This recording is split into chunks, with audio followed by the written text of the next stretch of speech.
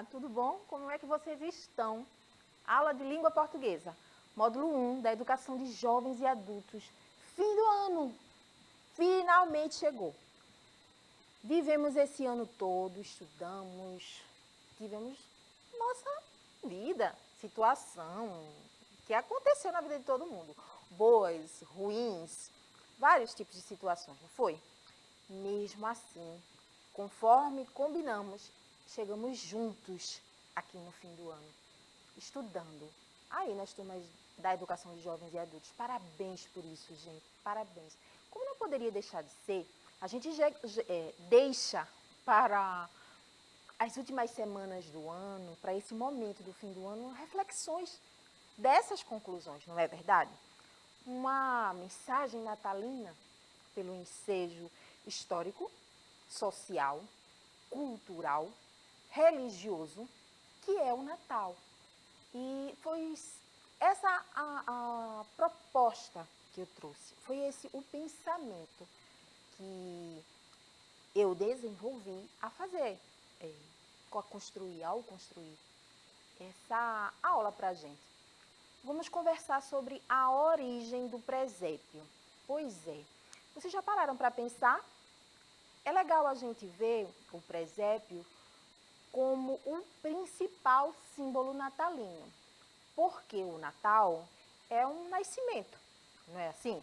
É a comemoração, a reflexão, a vivência do nascimento de Jesus, não é? É o ponto mais importante, é o maior símbolo do Natal, é o presépio.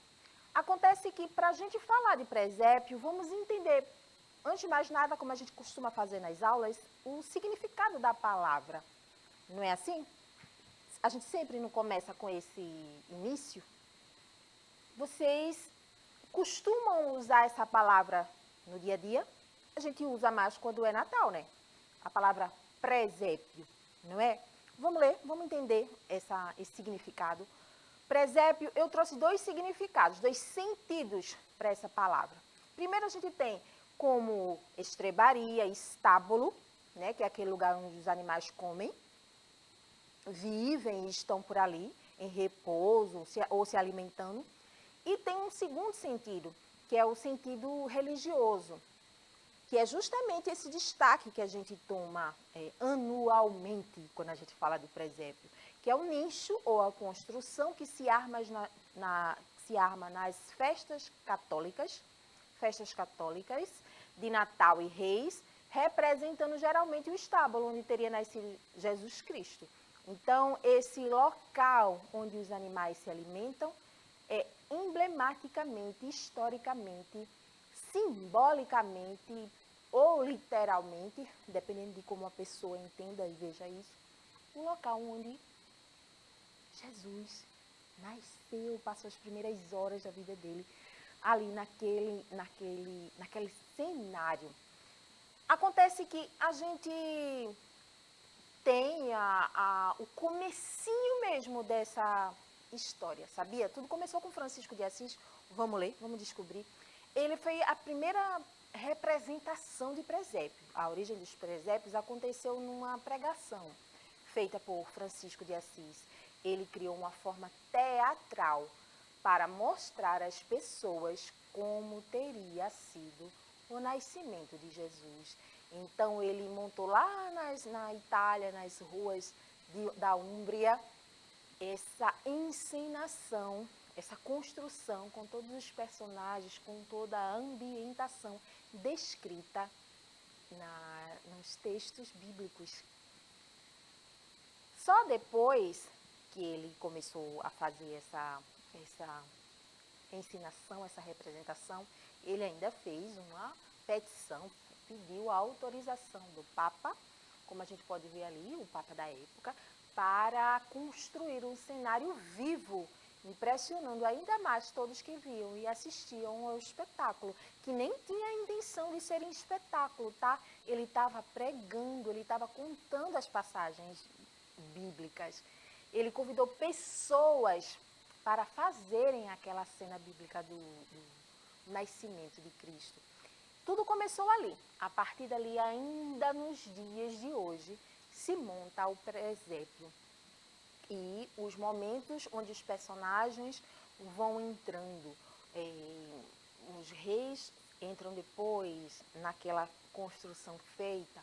Inicialmente, no dia 25 é que entra o menino Jesus na manjedoura e assim por diante. Existem pessoas que têm lindos e enormes presépios e tem uns com menos personagens, outros com mais personagens, e é a partir dessa cena que é a principal cena natalina, é o principal símbolo, o principal sentido, que surgem outros tantos que a gente vai ver no módulo 2, no módulo 3. No módulo 3, por exemplo, a gente vai falar de folguedos, os folguedos, as danças, os ritmos vinculados a esse ciclo natalino.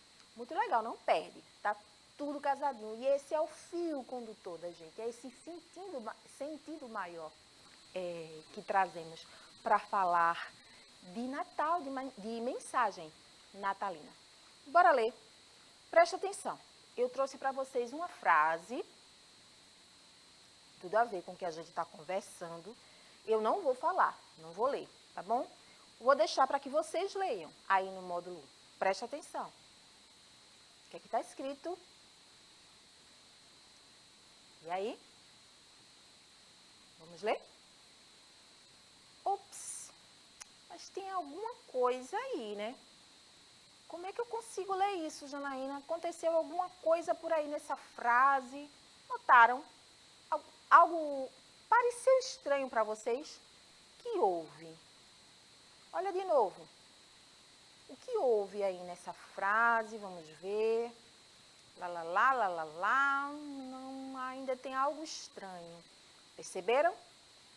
Vocês todos conseguiram perceber? Eu acho que sim, aí na turma. Imagino que sim. Ah, tá. A frase está sem espaçamento. Ela está toda grudadinha. As palavras estão juntas, todas juntas uma na outra. E como é que a gente vai ler desse jeito? Como é que a gente vai conseguir fazer a leitura se todas as palavras estão juntas? O espaçamento entre as palavras, ele é necessário para que eu possa entender o que está escrito e cumprir a função comunicativa que deve ter todo o texto. Não é assim? Pois é, mas se está colado, como é que eu vou saber? Eu acho que algumas pessoas até conseguiram, por prática e tal, mas tem que ter o espaçamento correto. Essa não está espaçada, ela está aglutinada, ela está toda coladinha, não é? Perceberam? Vamos ajeitar. Vem a dica antes, tá? Ao escrevermos, devemos respeitar o espaçamento entre palavras. Claro que sim. Não dá para ler se tudo está colado. Como é que eu vou ler? Não é? Esse espaçamento é sempre necessário e adequado ao que está sendo exposto, ao texto. É diferente o espaçamento numa frase, vai ser diferente num texto maior, num texto narrativo, o espaçamento dos parágrafos. Ou seja, só não dá para estar tudo colado, não é assim? A menos que essa seja a intenção do autor. Aí tudo bem. Mas, tirando isso, toda palavra, toda frase tem que ter a sua posição correta, tem que ter os espaçamentos corretos, tá? Ah, tá, agora eu consigo. Vocês, leitura aí, Eja. Um tempinho para que vocês leiam. E aí? Agora sim. Conseguiram fazer a leitura? O que está escrito? O Natal é uma festa da família. E não é? Alguém discorda?